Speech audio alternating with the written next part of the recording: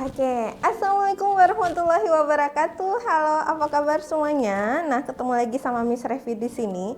Insya Allah hari ini kita bakalan ngebahas mengenai modal. Apa sih itu modal? Mungkin kalau misalnya nampak nggak sih? Ini sorry ya, itu kayaknya lubang angin rumahnya Miss. And I cannot close that part, so sorry kalau misalnya di sini tuh agak mengganggu. Anyway, nah kita bakalan ngebahas modal. Modal ini itu dia adalah kata bantu. Jadi dia ini CS-an atau satu geng sama do, does, did, has, have dan sebagainya. Cuman yang membedakan kalau si modal ini dia kata bantu, kalau misalnya kayak do, does, did dan sebagainya itu dia kata bantu untuk menyatakan, misalnya do, kata bantu untuk menyatakan kalimat yang terjadi sekarang. Kalau did berarti untuk membantu kalimat yang menunjukkan kejadian di masa yang lampau, misalnya seperti itu. Nah, ada juga yang namanya modal, ini juga kata bantu. Nah, sekarang kita lihat ini ada modal yang udah Miss tuliskan di sini. Ini fungsi-fungsinya. Ada yang pertama untuk menyatakan ability atau kemampuan, dan ini anggotanya bisa jadi can, be able to atau capable of. Misalnya, I can go there, saya bisa ke sana. I can swim, saya bisa berenang. Jadi dia mau menyatakan dia mampu untuk berenang. But I cannot forget you. Anyway, yang kedua itu ada yang namanya obligation atau keharusan. Nah, ini kalian pasti baru aja kita udah bahas mengenai penggunaan has to atau have to. Dan juga ada penggunaan must. You must study hard. Misalnya gitu. You must submit your work on Edmodo. Misalnya, ya, kamu harus serahkan tugas kamu. Nah, jadi ini penggunaan must. Mungkin Miss nggak akan ngasih contoh yang gimana kali gitu ya. Nah, kemudian fungsi dari modal, dia juga kata bantu untuk menyatakan possibility atau kemungkinan. May misalnya. May ini artinya it may be easy or not. Kan sering ya pakai it may be rain, bisa jadi dia hujan gitu, bisa jadi nanti hujan gitu. Nah, may ini bisa untuk di possibility. Advice ini untuk nasihat. Biasanya kita menggunakan should. You should go there. Kamu seharusnya ke sana. Nah, ini artinya seharusnya. Dan yang terakhir, ini permission atau memberikan izin. Biasanya kamu bisa pakai can, atau kamu bisa juga pakai could, dan juga bisa pakai may. Loh Miss, tadi Miss bilang may ini untuk di possibility. Kayak mana nih? Kok udah ada di permission? It's okay.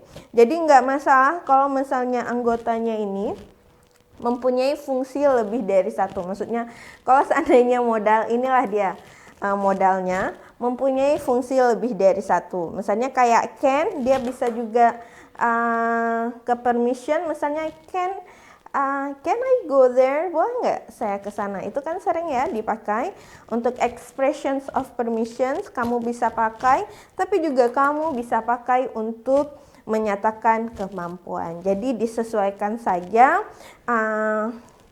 yang mana fungsi yang cocoknya. Oke, nah ini adalah pembahasan secara umum mengenai modal. Sebelum kita bakalan ngebahas lebih dalam mengenai should. Oke, kita bakalan ngebahas lebih mendalam mengenai should. Nah, should ini artinya seharusnya. Kalau secara lebih detail, should ini bisa berfungsi untuk recommendation, bisa untuk polite obligation, artinya kewajiban, tapi secara untuk biar kita bilang kewajiban itu lebih lebih sopan gitu ya.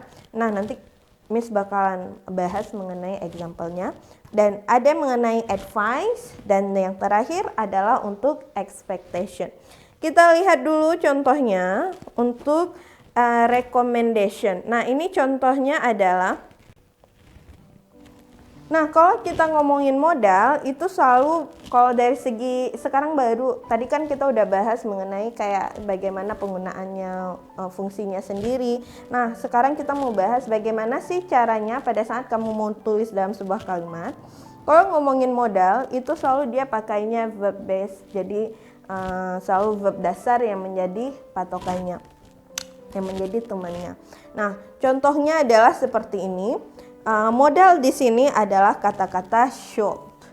Oke. Nah, yang menjadi verb base-nya itu atau bear verb-nya adalah kata-kata meet. Jadi meet-nya itu kamu tidak tambahkan apapun. Sama seperti pada saat dia pakai she, ini tetap pakai should. Nah, ini tidak boleh kamu tambahkan s. Mungkin kamu berpikir, loh ini kan pakai she jadi harus tambah s. It's no, ya.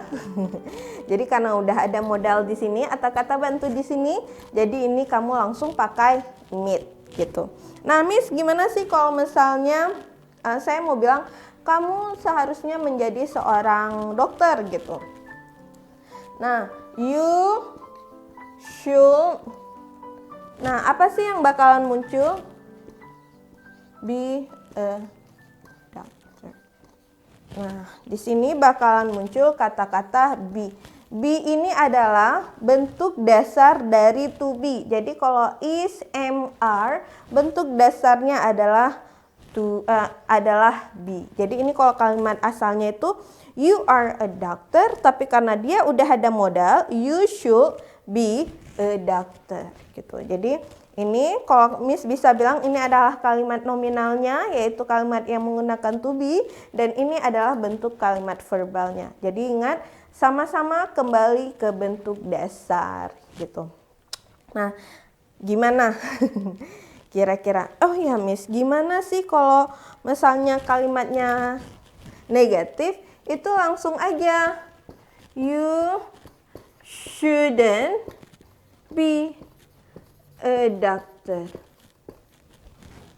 gitu. Jadi ini langsung tetap aja dia, kamu ini tinggal tambahkan not di should-nya, kemudian ini tetap pakai to be, tetap pakai be. Sama misalnya gini, she shouldn't meet you gitu ya. Jadi inilah cara penggunaan should atau shouldn't dalam satu kalimat. Nah, mungkin langsung aja kita lihat di buku kita, di bukunya kalian, halaman 86. Nah, di sini ada example-nya, Miss bakalan bacain. You look tired. I think you should take a few days off. Kamu terlihat kelelahan. I think you should. Saya merasa kamu seharusnya take a few day off gitu ya. Nah, lihat setelah should jadi langsung pakai take. Bukan verb 1, verb 2 atau verb 3 tapi verb dasar. Nah, yang contoh nomor 2-nya, Alice work very long hours.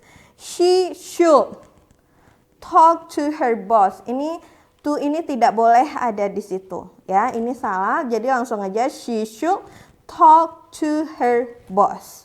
Oke, jadi ingat tidak perlu ada penambahannya to atau tidak perlu ada penambahannya s walaupun dia kata kerjanya itu she. Kata subjeknya itu she. Nah, sekarang kita lihat should ini juga punya fungsi. Misalnya should ini tambah have tambah verb 3. Ada bentuk should yang bisa kalian pakai seperti ini.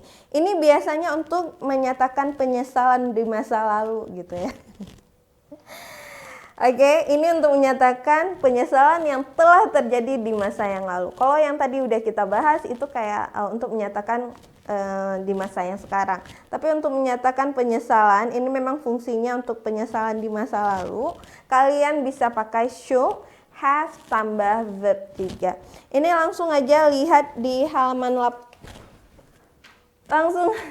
Nah, ini langsung aja lihat di halaman 86.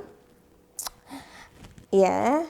I shouldn't have spoken to him like that.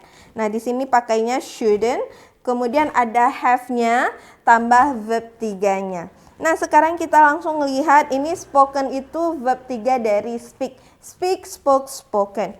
Nah, yang contoh nomor 2-nya, I should have apologized earlier. I should have apologized earlier. Jadi saya seharusnya udah minta maaf. Seharusnya saya minta maaf lebih dulu gitu ya. Nah, misalnya pakai she, Miss. She should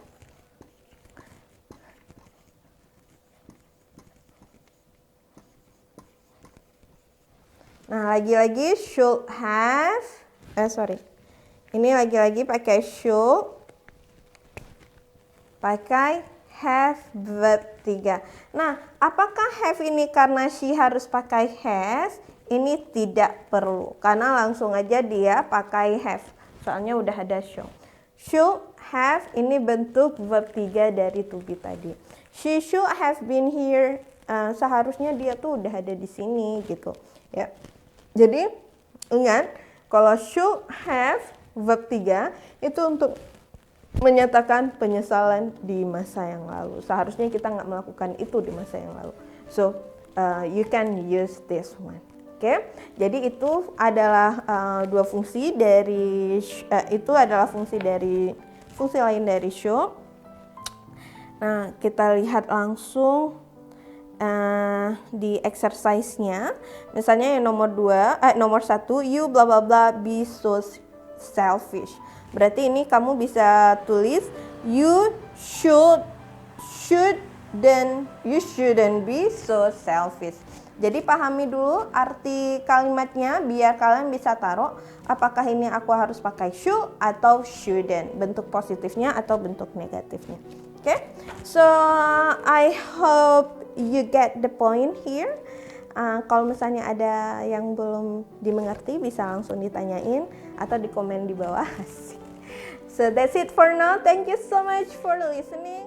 Okay, I'll see you again. Assalamualaikum warahmatullahi wabarakatuh.